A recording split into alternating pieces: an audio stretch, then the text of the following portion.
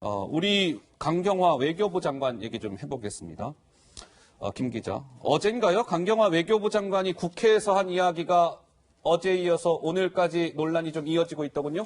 네, 강경화 장관이 어제 국회 외통위 전체 회의에 참석을 했습니다. 한국발 입국 금지나 제한 조치 등에 지금 여러 나라가 함께하고 있잖아요. 그런 것에 대해서 질문을 받았을 때 여기에 대해서 답변한 말이 좀 오늘까지도 논란이 되고 있습니다. 어떻게 대답했는지 함께 보고 오시죠. 여러 외교장관들의 얘기가 스스로의 방역 체계가 너무 허술하기 때문에 이것을 그렇게 투박하게 막을 수가 없다. 한국과 한국 국민에 대한 그 우호나 이런 것에는 정말 지장이 없는 거고.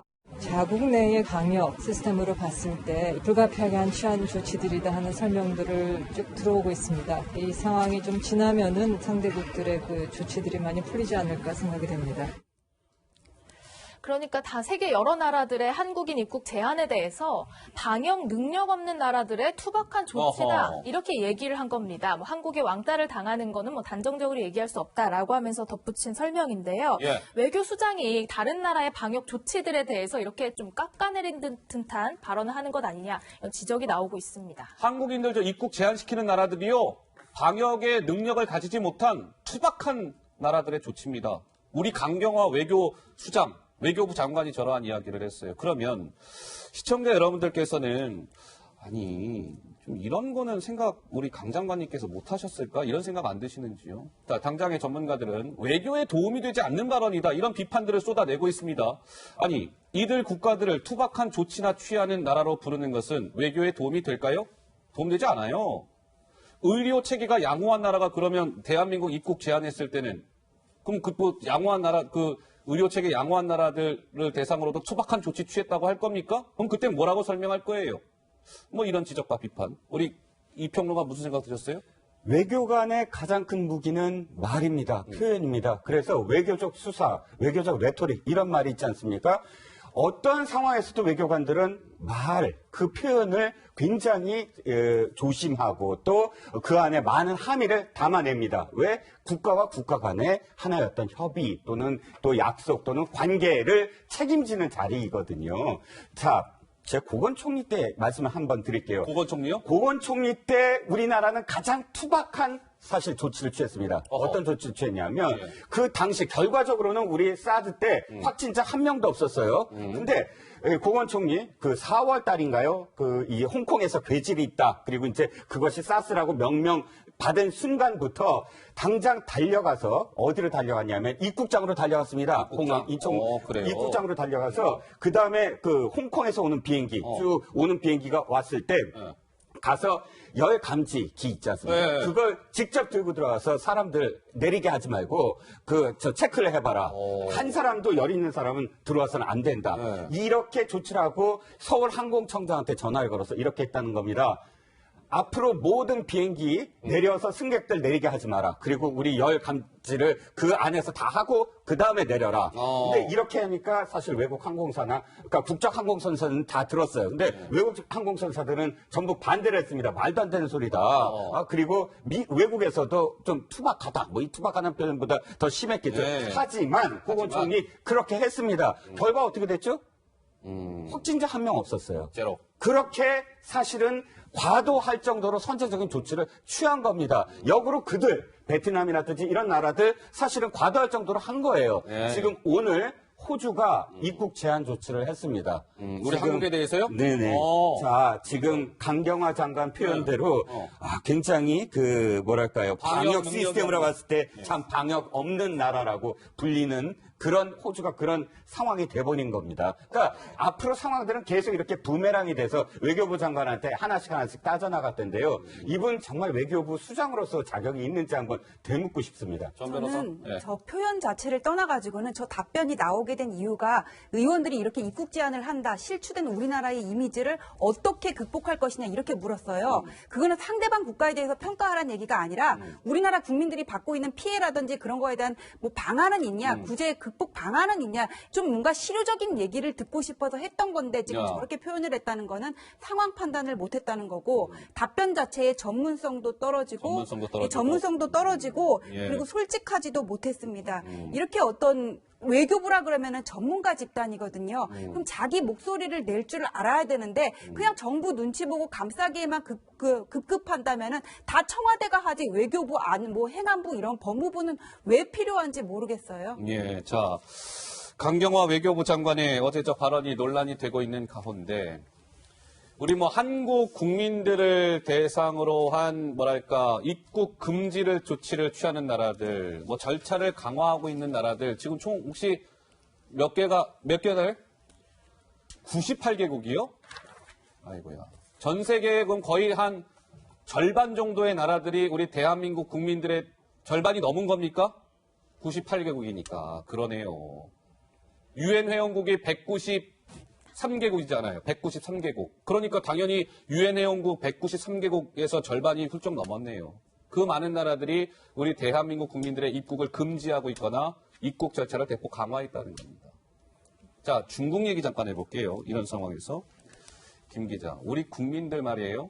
중국에 들어가신 분들 저 아까 그 마스크 막 얼굴 비비는 거 못지않게 이 뉴스 접하고 많은 분들 화나던데요? 네, 저도 이 영상을 보고 깜짝 놀랐는데요. 중국 광저우시로 돌아간 우리 교민들이 지금 격리가 된 채 생활하고 있는 숙소의 모습입니다. 이 호텔에서 나오는 녹물이 나오고 있다. 이런 얘기입니다. 그러니까 사정이 정말 열악한데요. 저렇게 화장실에서 녹물이 나오는가 하면 곳곳에 죽은 벌레들이 저렇게 떨어져 있고요. 가족들끼리 이제 격리가 된 사례도 있는데 아기가 있는 집도 있잖아요. 그런데 이제 저 중국 이제 호텔 외경을 보면은 이제 감시를 하는 사람이 뭐 담배를 피고 있다거나 그리고 아기가 있는 가족이 격리된 호실에서는 아기들이 먹는 뭐 유아 식기 같은 것들을 소독을 해야 되는데 그런 시설도 없어서 지금 한국에서 가져간 커피포트 같은 데다 물을 끓여서 이제 세척해서 먹고 이런 좀 안 좋은 상황이 계속되고 있다는 얘기입니다. 실제로 지금 격리가 되어 있는 한국 교민의 목소리를 직접 들어보시죠. 일단은 모든 게 불편해요. 일단은 방 자체가 보시면 알겠지만 여기가 한 2평 되나? 그리고 창문역이 달라는 게 하나 있고 그래서 여기서 시카이로 생활한다는 자체가 너무 불편한 것 같아요. 우리가 진짜 이 바이러스를 퍼뜨리는 사람처럼 그런 시절로 한국 사람을 대하는 것 같아요. 우리가 지금. 아까쯤에 애기 보고 정말 눈물 나더라고요. 아니 어떻게 이런 데서 정말 생활 못하거든요. 그 어린애가. 저보다는 저 가족 많이 갖고 좀 오해했으면 좋겠어요. 자, 뭐 일종의 우리의 식구들이죠. 우리 국민들이니까. 우리 국민들이 중국에서 지금 저런 곳에서 지금 격리가 되어 있다는 겁니다. 한국인이라는 이유로. 저 물 틀면 녹물 보세요. 씻을 수나 있겠습니까? 뭐 다른 영상 있어요? 이건 뭐예요? 벌레? 저 벌레 저 보세요, 바닥에. 저런데 우리 한국 지금 우리의 식구들이 저런데 격리되어 있는 겁니다. 또 있습니까? 창문이 깨져 있는 모습입니다. 이건 창문 깨져 있는 거예요? 추워서 어떻게 잡니까? 저 창문 뻥뻥 뚫려 있는데요. 또 있어요? 이건 뭐예요? 깨져 있는 이거 창문. 깨져 있는 거군요. 다른 것도 있습니까? 이거는 어떤 모습인가요? 짐 저렇게 막 다 펼쳐져 있고 아기인데 지금 저런 곳에서 아기가 있다는 겁니다. 자, 이런 모습을 참 보면서 이 아기 보세요, 아기. 근데 우리 전 본부장께서는 네. 이러한 지금 우리 국민들이 중국에서 받고 있는 이런 대접이랄까요? 무슨 생각이 드시는지요? 어떻게 해서 우리 대한민국이 저렇게 위상이 추락이 됐을까? 사실 그 코로나19에 대한 격리 조치를 한다고 한다면은 그 격리 조치에 맞는 위생적인 상황에서 또 오히려 저기 있으면 또 다른 감염병이 더 발생할 정도예요.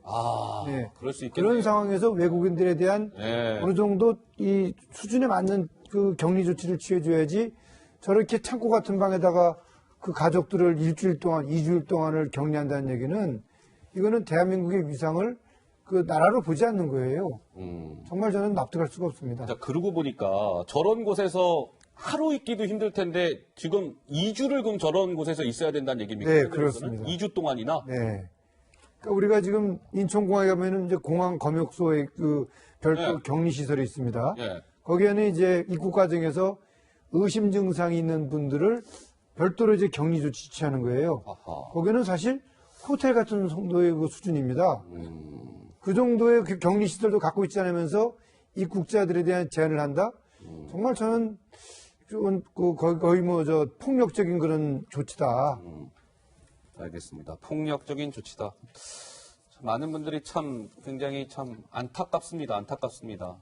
저런 곳에서 지금 한국인이라는 이유로 2주 동안 격리가 되어 있다는 거니까요. 자, 이런 상황에서 김 기자, 이 방역 당국에서는 신천지라는 종교에 대한 강제 수사를 반대한다. 이런 입장인데 추미애 법무부 장관의 생각은 좀 다른 것 같죠? 그렇습니다. 이렇게 생각이 엇갈리고 있는 이유가 있습니다. 방역당국 차원에서는 신천지 교인들에 대해서 압수수색을 할 경우에 오히려 꽁꽁 숨어버릴 수도 있다. 이렇게 역효과를 이야기하지만 추미애 장관은 기존 입장을 되풀이하고 있습니다. 그 두 사람의 목소리가 준비되어 있습니다.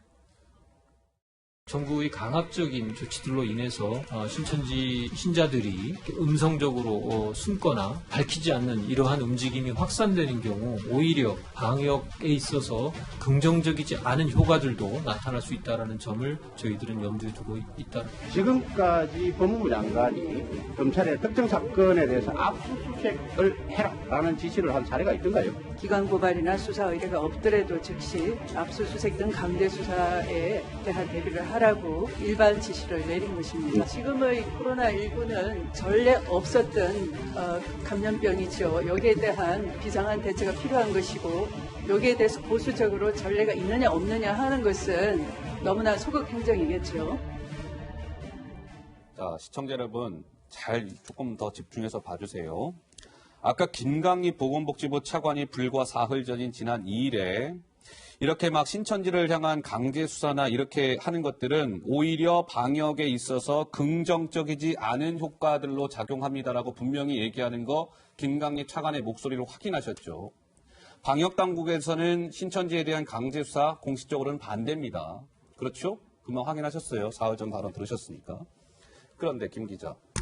방역 당국의 입장이 분명히 사흘 전엔 반대였는데 그 사이에 무슨 일이 있었다고요?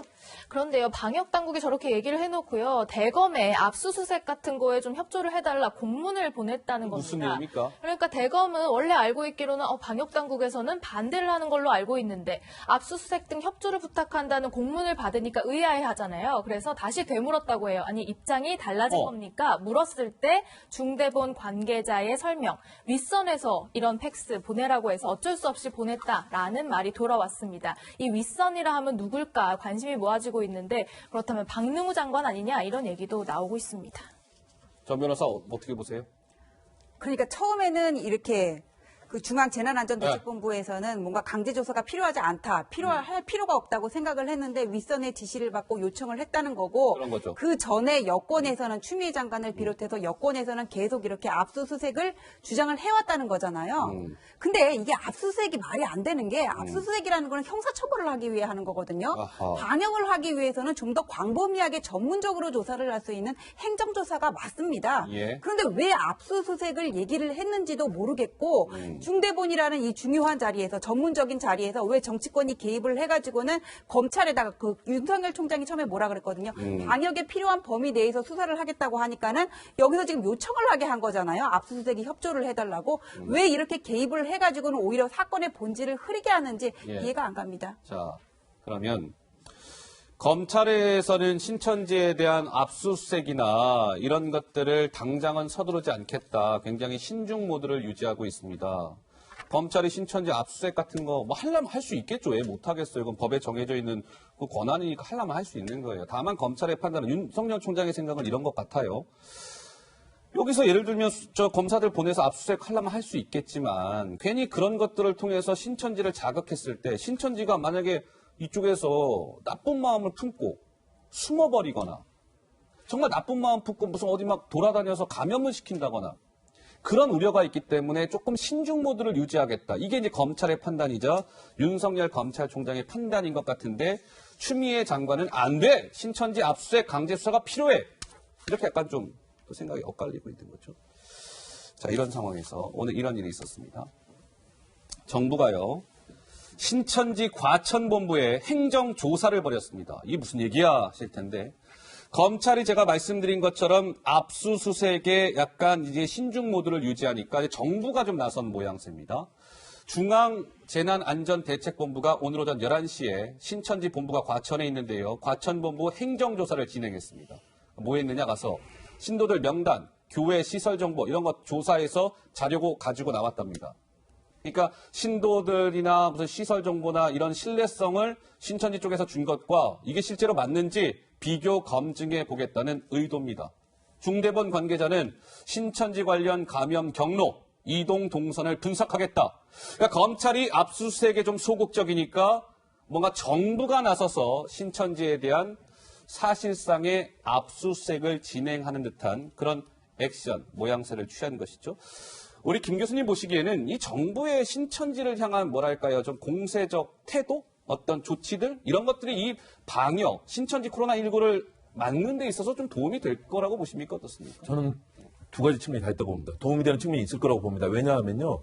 권영진 대구시장이 그런 얘기 하지 않았습니까? 신천지 측으로부터 신도 명단 제출받았는데 계속 숫자가 다시 다른 게 오고 있다. 네. 그래서 이제 고발하지 않았습니까? 그리고 뭐 다른 지역에서도 뭐 이재명 경기도지사라든가. 그러니까 가장 중요한 것은 지금 신천지 관련해서 4,210명 조사했을 때 그때 93%가 신천지 관련이었지 않습니까? 그러면 여기서 만일의 경우 구멍이 생긴다면 신도라든가 또는 잠적해 있는 사람들 또는 빠져나가 있는 사람들 이런 사람들 확인하지 못한다면 이 상황은 더욱더 일파만파로 빠져나갈 수밖에 없는 구멍이 생길 수 있다. 이 측면에서 아마 권영진 시장도 다시 한번 검찰에 고발을 하고 이 숫자를 확인해달라는 요청을 한 건데요. 일단 검찰의 신중한 판단도 또 이해가 가는 측면도 있고요. 그러나 이걸 제대로 파악해내지 못한다면 2차, 3차 감염의 경로까지도 사실 확인할 수 없기 때문에 저는 정부에서는 그런 적극적인 조치를 취하고 그렇기 때문에 이만희 총회장도 저는 기자회견도 했을 거라고 생각하고요. 그런 측면에서 정부는 두 가지 이런 압박과 이런 것들을 하면서 동시에 또 신천지 관련 교인들이라든가 또는 이 교단을 적극적으로 설득해서 협력하게 만드는 거 이게 굉장히 투 트랙이 굉장히 중요하다고 봅니다. 알겠습니다. 자, 아까 추미애 장관 얘기가 잠깐 나왔습니다만 어제 추미애 장관이 국회 상임위원회 법제사법위원회에 출석을 했습니다. 법무장관이니까. 참고로 추미애 장관은 법무장관이자 5선 국회의원입니다. 예, 다선 의원이죠. 본인이 국회의원이면서 지금 장관을 하고 있는 겁니다. 그런데 국회에 나와서 어제 보인 태도가 지금 상당한 좀 논란을 낳고 있습니다. 김민지 기자, 추 장관이 어떠한 모습을 보였길래요? 네, 어제 법사위 회의에서는 뭐 공수처라든지 검찰 개혁 문제뿐만 아니라 이제 코로나19 관련 질문들이 쏟아지면서 고성도 오갔는데요. 이 과정에서 뭐 팔짱을 끼고 있다거나 딴 생각을 해서 못 듣는다거나 뭐 설전을 벌이면서 싸우는 그런 모습들도 연출이 됐습니다. 직접 영상으로 확인해 보시죠.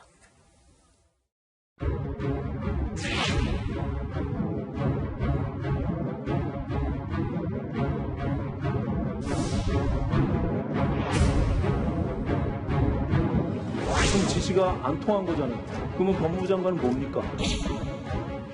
그러니까 거기서부터 문제가 생기는 거예요.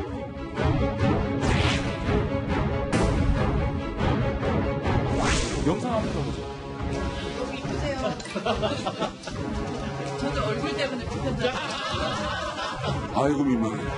아이고 민망해라. 듣기 민망합니다. 그만하시죠. 그만하시죠. 제가 민망해요. 영상 보고 영상의 취지를 잘라서 편집하고 왜곡하고 가짜뉴스 퍼뜨리는 거 아닙니까?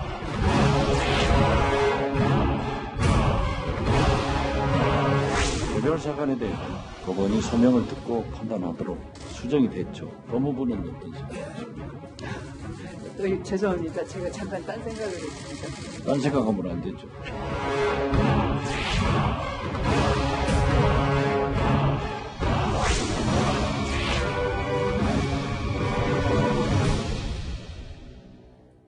네, 추 장관 어제 오신환 의원이 질의할 때는 팔짱을 끼고 듣는 모습 보이시죠? 예, 자막 좀 빼주세요. 네, 한번 보셨고 그 다음에는 뭐 장제원 의원인가요? 장제원 의원하고 설전을 벌이면서는 듣기 민망합니다. 그만하시죠. 라는 이야기.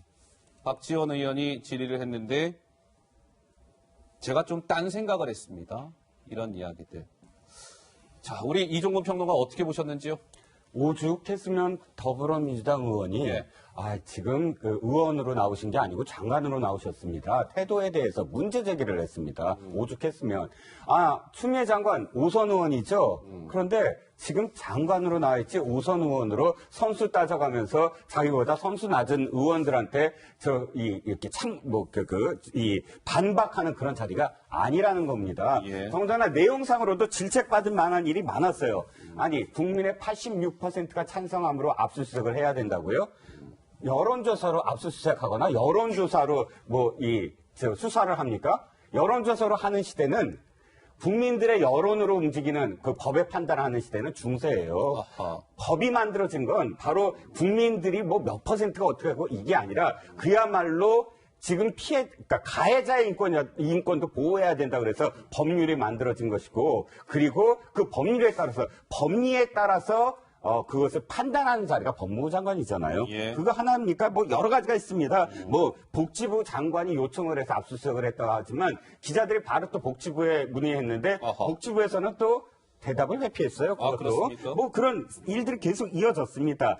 최소한 거기에 대해서 일일이 제대로 답변을 하지 못할지언정 팔짱을 끼거나 딴청을 부리거나 도리어 반박을 하고 공박을 하거나 째려보거나 이런 어떤 태도는 사실 아직도 자신이 5선 의원으로서 앉아있다라고 지금 착각을 하고 계신 게 아닌가 싶습니다. 알겠습니다.